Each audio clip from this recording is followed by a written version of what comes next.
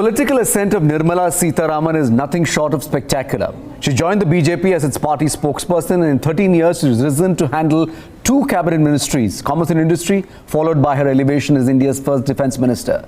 Today, her career went up one notch as she was appointed India's finance minister in the Narendra Modi government, the second part. To discuss Nirmala Sitharaman's politics and economics and what it means for India, we're joined by Sangeeta Ready, Vice President FICCI, and journalist Madhavan Narayan. Both of you, many thanks indeed for joining us. Sangeeta, I'll start this conversation with you. What did you make of Nirmala Sitharaman's appointment as finance minister? So, starting off with a lighter but very significant note, I think it's an acknowledgement of the fact that women are very good at handling money. But going forward, I think it's also important to appreciate the fact that she's had a stellar record. She is one of the seniors in the cabinet, and it's an appropriate appreciation of her capabilities. I think it's also the Honorable Prime Minister's overall view of demonstrating a future-facing cabinet with key people with skill sets. I mean, you look at Dr. Jaishankar, his experience in that area, and it's a combination of experience and fresh blood, fresh faces. So in the overall scheme of things, I think it's a significant masterstroke. Madhavan, what is the message that Prime Minister Modi is sending out by this decision, both by appointing Nirmala Sitharaman as the finance minister and the point that Sangeeta is making of Jaishankar as the foreign minister?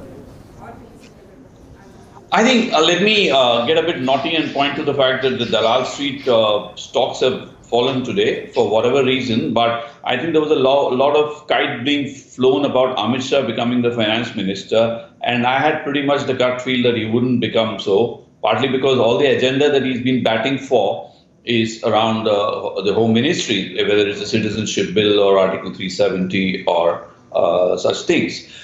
So, of course, we were told that he had even turned around a cooperative bank in Gujarat, which is proof for how we can handle the small details and small businesses and all. But I said, hold it. Is that what India really needs now? Because what India really needs now is essentially significant amount of banking reform and market reform and maybe a big push to make in India kind of events or initiatives or infrastructure, of course. And all that means foreign money. So it was in some form or the other. There was a lot of good money floating around the planet. And I thought that it was most important to send a signal out to investors abroad that here we have a finance minister they can do business with. And very obviously, Nirmala Sitharaman seems to have been the ideal choice because it goes with the current of diversity which is there worldwide, especially in Western economies. Here is a person who's actually studied international relations formally, apart from economics. It may be from JNU, not very favored as a school of learning by the ruling dispensation, but there you are, because she checks all the dots from the point of view, she checks all the boxes from the point of view of doing business with India, and very articulate, have the job these days, since this is a government that believes in maximum governance with minimum government.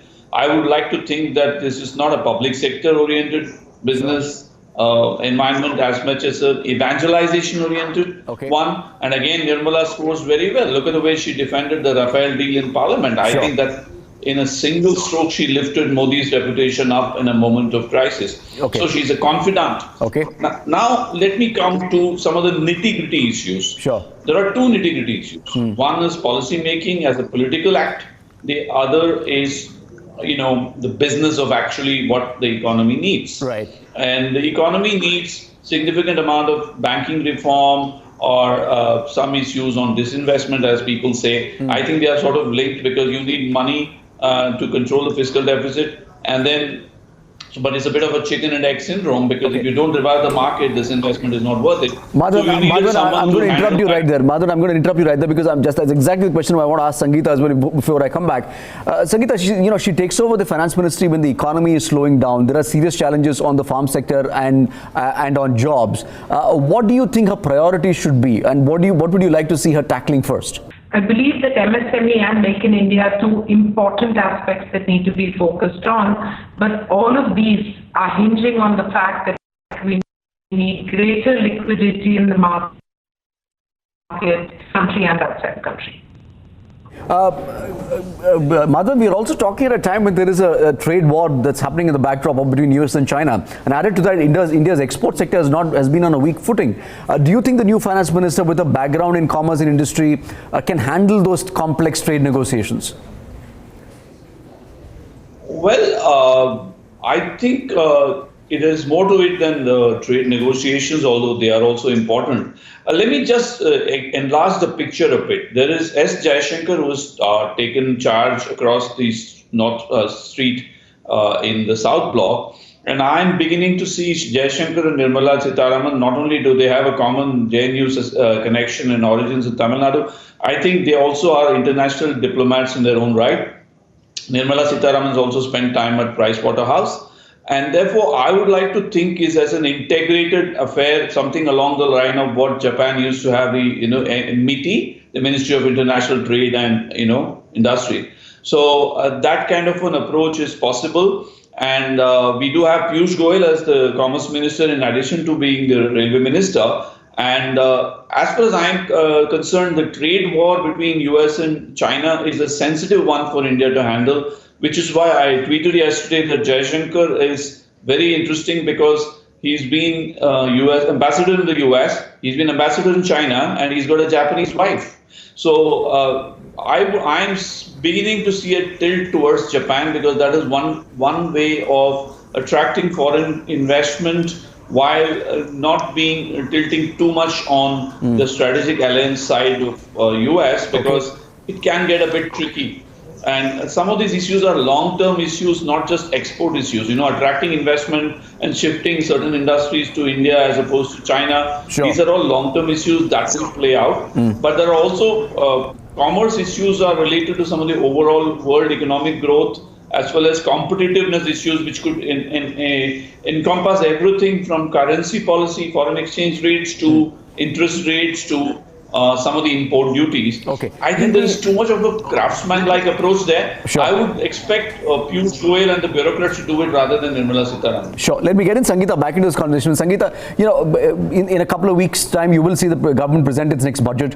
What to your mind should be the key priorities for this government, and what do you expect to hear from the finance minister?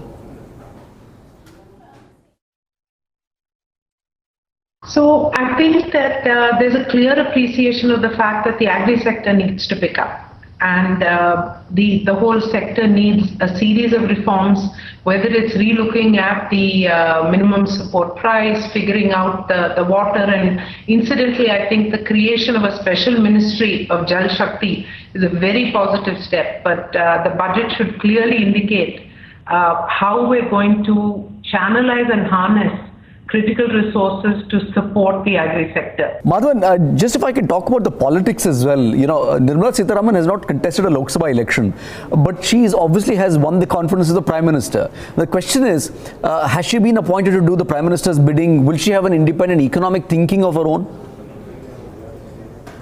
Good question, Harsha. This is where I wanted to say something. I think it's important and significant that Modi went and met Arun Jaitley personally at his residence, and Arun Jaitley publicly said that he was available for anything that the government or the party might want him to.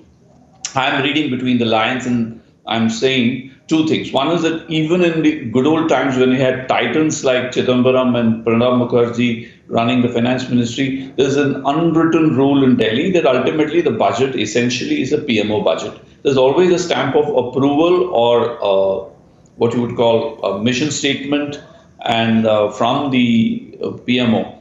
I think the weightage to PMO in this budget should be higher. As I see it, it will be a team budget with which Nirmala Sitharaman would present with in her most famous articulate manner. So she will take ownership for it. but I think it will be a teamwork. And I do not rule out some kind of a role for Arun Jaitley in this, although there are people asking questions like, will Arun Jaitley be able to look at the files and all? The answer is, as of now, no, unless he gets a special designated advisor status or something, which I do not rule out.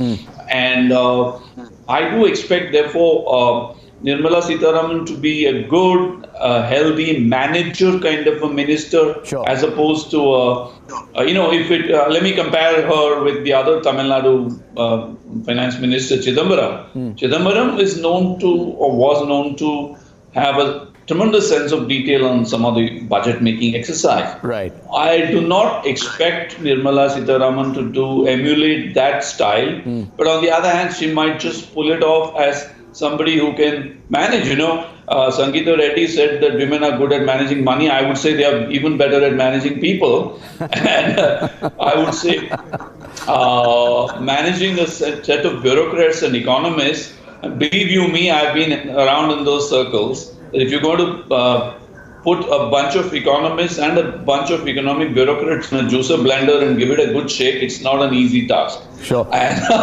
Nirmala is quite good at that, I would think. I mean, she has that nice mix of being firm and at the same time being following the diplomatic middle path. Sure. And she actually said that once in one of her interviews. She likes the middle path, and this may be just what the doctor ordered. Sure. The absence of Jaitley will also be felt in Parliament. He played a very key role in defending the government's decision in many instances as an ace troubleshooter. You've seen Nirmala Sitharaman fight quite valiantly against the opposition in the case of Rafale. Do you expect her to play that role as well for the BJP in Parliament? It's a very good question, but that will be, I think, although she's quite capable of it, because please understand, her rise to prominence over the past 13 years is because she was one of the earliest backers of Narendra Modi and one of the most competent ones, because honestly speaking, the Bucks are a liability. Very often they cheer you, but they can't speak for you in certain circles. And Nirmala is just that kind of a person. So, and there would be a lot of stuff to handle on the treasury benches, and she'll do it. The only other person I can think of in this game is Ravi Shankar Prasad, because Piyush Goyal is more of a chartered accountant than a lawyer, although he speaks sort of well. But I think if you want point-by-point rebuttals, look no further than Nirmala Sitharaman. In fact, I almost thought she was a lawyer. Then I realized she's not studied law. But, it doesn't show. Last word with you, Sangeeta Reddy. What would you like Nirmala Sitharaman to do? As FICCI, what do you anticipate the finance minister to do? So clearly FICCI is the voice of industry, and industry is the backbone of India. So I think a pro-industry policy, a pro-industry outlook will definitely be what the country needs and what the industry is looking for. Supportive, creative, proactive, and empowering rather than controlling. All right, on that note, Sangeeta Reddy, Madhavan Narayan, many thanks indeed for joining us with your perspective. So that's what in store for Nirmala Sitharaman. We also spoke to a whole host of voices on what they expect from the new finance minister. Listen in. Finance minister is a surprise appointment, although she is competent, but I don't know. We'll have to wait and see how well the finance performs. But it's a very, very important portfolio, very important. Nirmala Sitharaman has, I think, had a early career in investment banking and those areas. She knows the BJP party very well. She's done a great job in commerce and in defense. So it's good to rotate people. In my opinion, it's great to rotate people. Having the same person all the time for 10 years also is too much.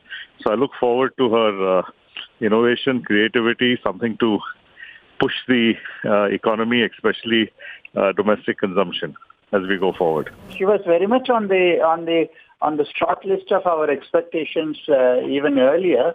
And coming from the background, the experience that she has had in commerce and dealing with trade and trade-related issues as well as defense, I think her induction into finances is, I would call it, a natural progression. And it's a wonderful choice because she brings a lot of experience, a commitment, and really now after 5 years of these two big ministries, a lot of understandings to his portfolios. Well, we've seen Nirmala Sitharaman appointed as the finance minister. If you have been, thank you so much for watching.